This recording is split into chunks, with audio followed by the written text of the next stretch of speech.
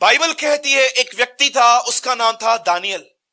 17 या 18 साल की उम्र में वो बंदी बनाकर एक शहर में भेज दिया गया जिसका नाम था इराक, और स्पिरिचुअली हम जिसे कहते हैं बेबीलोन। और जैसे वो वहां पर पहुंचा दिया गया, वचन कहता है कि वह एक खरा सीधा आदमी था। और जानते हो उसके लाइफ में रूल क्या था? वो एक ऐसी कंट्री में रहता था जहां पर उसके साथ बहुत सारे यहूदी भी रहते थे, लेकिन वो यहूदी अन्य देवताओं को भी मानते थे। अब मैं आपसे एक बात पूछता हूं, आपको पता है जब आप ऐसे लोगों से घिरे हुए रहते हो ना, जो सब कॉम्प्रोमाइज चलता है, ऐसे लोगों के साथ गिर जाना बहुत आसान है। जैसे कि अभी देखिए, यहां पर मैं एग्जांपल देता हूं। एक भाई यहां बैठा हुआ है और समझिए मैं उसके साथ घूमता रहता हूं 3-3, 4-4 घंटा, और मैं उसको देखता हूं कई बार कि कभी कभी ना वो लोगों को सुनाता रहता है फोन पे, कहीं और भी। आपको पता है जब आप उसको देखोगे ना कि वो आपसे पुराना है और आप नए हो, आप भी आगे चल के लोगों को सुनना चालू करोगे। जानते हो क्यों? आप बोलोगे वो भी तो सुनाता है, कौन सी बड़ी बात है। पर आपको पता है उस माहौल में जहां पर सब कॉम्प्रोमाइज कर रहे हैं, वहां पर अनकॉम्प्रोमाइज जीना कोई दानियल से सीखे कि कैसे सब लोग गुनाह कर रहे थे, लेकिन उस आदमी ने कहा मैं ऐसा जीवन नहीं जीऊंगा। आप मुझे बताइए, जब दानियल वहां पहुंचा था उसके सामने कौन सा एग्जाम्पल था? मेरे भाइयों और बहनों, उसके पास बाइबल नहीं थी, उसके पास कलीसिया नहीं थी कि वो शाम को 6 से 9 किसी चर्च में जाके बैठ जाएगा हमारी तरह। ना ही उसके पास कोई संगति थी। आपको पता है उसके पास एक ही चीज थी, वो थी परमेश्वर का भय, the fear of the Lord.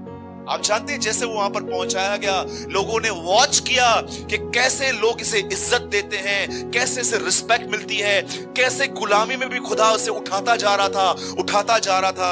और लोगों ने इसके विरुद्ध एक षड्यंत्र रचा।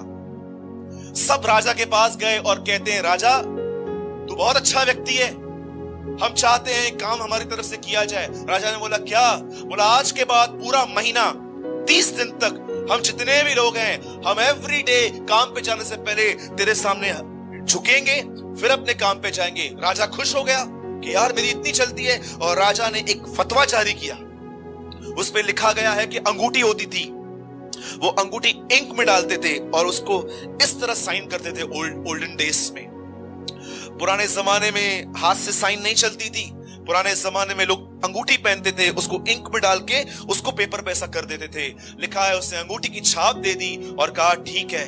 जब दानियल को पता चला कि एक ऐसा फतवा निकला है कि मुझे एवरी डे राजा के पास जाके सामने झुकना है, उसके बाद अपने काम में जाना है, तब उसे एक वचन याद आ गया कि मूसा ने आज से बहुत साल पहले हम यहूदियों को यह बात सिखाई थी कि तू यहोवा को छोड़ किसी को ईश्वर करके मत मानना। जब दानियल को यह बात पता चली कि अब एक ऐसी चीज सामने आ गई है जो पाप है, जानते हो दानियल ने क्या किया? दानियल राजा के पास नहीं गया जैसे कि बटर लगाने के लिए, जैसे बहुत सारे लोग बटरिंग करते हैं आज। Do you know buttering? जो भी लोग किसी और को मक्खन लगाते हैं, यह साफ चिन्ह है कि उनको विश्वास है कि प्रभु उनके साथ नहीं है। Do you know? जब भी आप बटरिंग लगाते हो ना, मेरा प्रमोशन कर दो, मुझे ये चाहिए, मुझे वो चाहिए, उससे काम करवाना है। कैसे करवाएं? किसी और को पकड़ेंगे, उससे दोस्ती करेंगे ताकि वो आपका काम करे। जो भी लोग बटरिंग करते हैं ना एक दूसरे को, ये साफ चिन्ह है कि उन्हें विश्वास है कि खुदा उनके साथ नहीं है। दानियल किसको बटर लगाने के लिए नहीं गया। लिखा है दानियल ऊपर चला गया और वहां पर जाके वह प्रार्थना करने लगा, पिता उसे धन्यवाद देने लगा।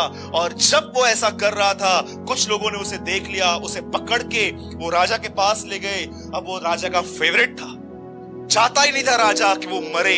लिखा है राजा उससे बचाने का प्रयत्न करने लगा। कभी आपने बिलीव किया इस बात पे कि एक शत्रु उसको बचा रहे थे? मेरे भाइयों और बहनों, जब परमेश्वर का अनुग्रह आएगा ना, दुश्मन आपकी लड़ाइयां लड़ेंगे। दुश्मन, वे लोग जिनको आप शत्रु समझते थे, वो आके खड़े हो जाएंगे। लेकिन अगर परमेश्वर का अनुग्रह नहीं है ना, अपने भी दुश्मन बन जाएंगे आपके। सच कहता हूं, लिखा गया है नीति वचन में, एक जगह पे लिखा है जिसकी चाल चलन यहोवा को भाती है, यहोवा उसके शत्रुओं से उसका मेल करवा देता है। Read it. जब दानियल को बचाने का प्रयत्न किया जा रहा था, जानते हैं वहां पर क्या लिखा गया है? जैसे उससे उस सिंहों की मान में डाल दिया गया। वचन कहता है कुछ समय के बाद राजा उसे चेक करने के लिए आया कि हड्डियां कहां है, मांस कहां है, खून कहां है। वचन कहता है हड्डी मांस को छोड़ो, दानियल शेरों के साथ बैठ के अंदर संगति कर रहा था, फेलोशिप विथ लॉयंस वहां पर बैठा हुआ था। और आप जानते हैं जैसे उसे निकाला गया और जिन लोगों ने ये षड्यंत्र बनाया था, लिखा है जब उन्हें फेंक दिया गया, लिखा है वो गुफा तक भी नहीं पहुंचे थे कि शेर ने सबको निगल लिया। अब मैं आपसे एक सवाल पूछता हूं, मुझे बताइए ऐसा क्या था दानियल के अंदर कि जब वो अंदर गया तो शेर भी उसको हाथ लगाने से डर रहे थे? आपको पता है इस बात? ऐसा क्या था कि जानवरों को दिखाई दे रहा था? आपको पता नहीं है कि जब वो अंदर गया जानवरों को कुछ दिख रहा था वहां पर, क्यों उसे टच नहीं किया गया? आप जानते हैं उन लोगों ने, उन शेरों ने उसके जीवन में क्या देखा? कि कितने लोग ये बात जानते हैं क्या देखा होगा शेरों ने? कि शेरों ने एक दूसरे को देखा होगा, मत जाना खत्म हो जाएंगे, आ गए ये आग। मैं आपको बताना चाहता हूं जैसे नए नियम के अंदर उस मछलियों ने यीशु मसीह को देखा और पतरस के लिए मरने के लिए चली आई, वैसे ही पुराने नियम में उन्होंने यहोवा परमेश्वर को दानियल के अंदर देखा था। उन्होंने देखा था कि ये परमेश्वर का भक्त है, परमेश्वर जानवरों को समझ दे रहा था। इतिहास है बाइबल का ये, कैसे पुराने नियम में एक गधी ने, आप जानते होगे ना, एक गधी थी पुराने नियम में, वो सरदूत को देख पा रही थी। आप में से कितने लोगों ने ये वचन पढ़ा है?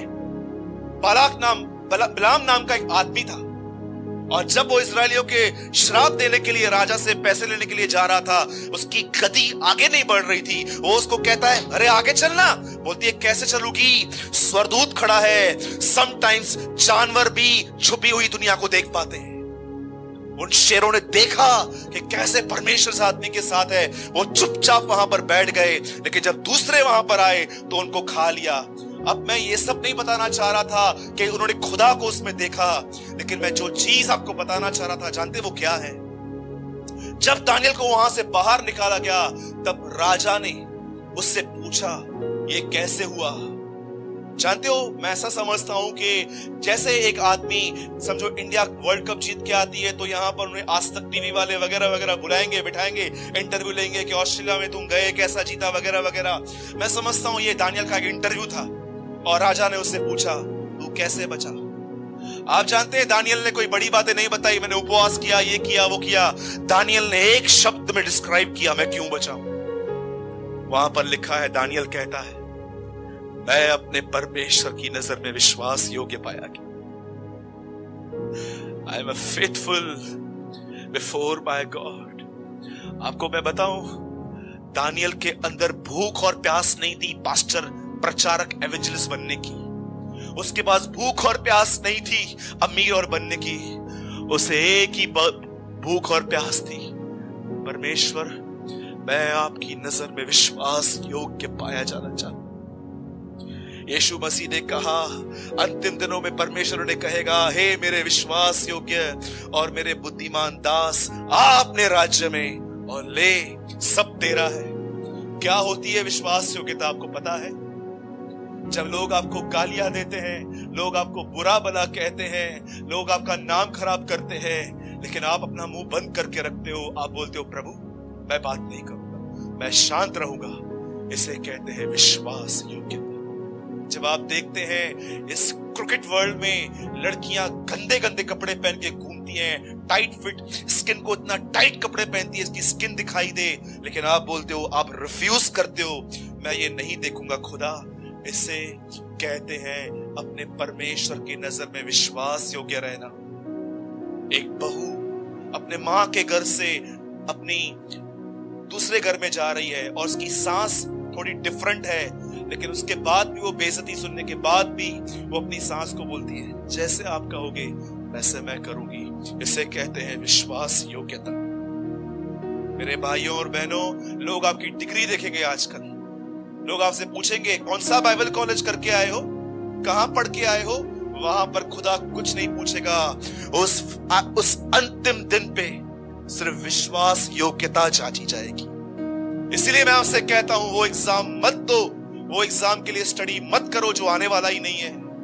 एक ही चीज स्टडी में आएगी, वो है विश्वास योग्यता, कि तुम्हारा अंदरूनी जीवन कैसा है, कितना लस्ट से भरे हुए हो तुम। परमेश्वर उस दिन ये देखेगा।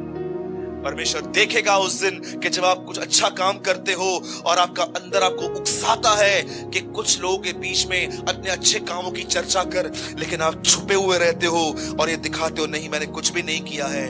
इसे कहते हैं विश्वास योग्यता। इसीलिए प्रकाशित वाक्य आखिरी किताब कहती है जो जय पाए वो उन चीजों का अधिकारी हो, जो जय पाए, जो विश्वास योग्य रहे।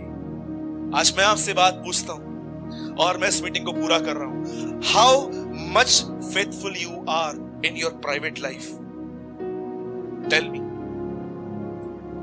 कितना, मैं आपको सच कहता हूं, अभी हम लोग यहां पर इतने सारे लोग बैठे, यहां पर फेथफुल रहना बहुत आसान है। मैं लिख के दे सकता हूं, यहां पर किसी का 10 रुपया भी गिरेगा ना, आप उसको देखोगे ना, आप उसको उठा के दे दोगे। पब्लिकली फेथफुल रहना बहुत आसान है, लेकिन यहां से जाने के बाद जब न कोई विश्वासी है, न कलीसिया का कोई आदमी है, कोई कुछ भी नहीं है आपके साथ, क्या उस समय विश्वास होकर रहोगे? जी, कितना क्या क्या सोचते रहते हैं हम लोगों के लिए। ये ऐसी है, ये ऐसी है, मैं इससे बात नहीं करूंगा, मैं इससे बात नहीं, मैं इसका शक्ल भी नहीं देखूं। और हम कहते हैं we are believers, we are Christians. Which types of Christians we are? किस प्रकार के हम मसीह हैं? आज से बहुत साल पहले एक आदमी बॉम्बे से बेंगलोर जा रहा था। जब उसने अपनी सीट पे देखा कि कोई बुरा आदमी बैठा हुआ है, जब अपनी सीट मांगने के लिए गया कि मुझे यहाँ पर बैठने दो, उस आदमी ने कहा जय नहीं बैठने दूंगा, जिसको लेके आना लेके हो। वो आदमी बाथरूम संडास के बाजू में वहां पर बैठा हुआ था। कुछ लोग उसके पास आए, बोला जेंटलमैन आप यहाँ पर क्यों बैठे? बोला वो आदमी मेरी सीट को लेके बैठा हुआ है। बोला उठो मारो उसको, तुम्हारा सीट है ना, तुमने पे किया है ना। उस आदमी ने उत्तर दिया मैं झगड़ा नहीं कर सकता। बोला क्यों, अपाहिज हो क्या? बोला no, I am a Christian, मसीह हूं, मैं लड़ाई झगड़े नहीं कर सकता। इसीलिए पौलुस कहता है हम मरे हुए हैं। में से यहां पर बहुत सारे लोग जीवित हैं, इसलिए यीशु मरा हुआ दिखता है आपके अंदर, लेकिन जो खुद में मरे हुए हैं उनके अंदर यीशु मसीह जीवित दिखाई देता है। मेरे भाइयों और बहनों, आज जो मैंने आपको संदेश दिया है पवित्र आत्मा से परिपूर्ण होकर, मैं आपको सच कहता हूं, फिर से कहता हूं, बंद करने से पहले, न्याय के दिन आपसे ये नहीं पूछा जाएगा कि कितनी स्टडी की, कितनी सेवकाई की, क्या क्या किया। वो आपसे एक ही बात पूछा जाएगा, अपना मन और अपनी जुबान पर तुम्हें कितना तुम विश्वास योग्य थे। आज मैं सुबह से प्रभु से पूछ रहा था, प्रभु मैं क्या संदेश दूं? मेरे प्रभु ने कहा बी फेथफुल, विश्वास योग्य रहो। यीशु मसीह की, मैं आपसे फिर से कहता हूं, लास्ट वर्ड कहता हूं, बी फेथफुल। जय मसीह की।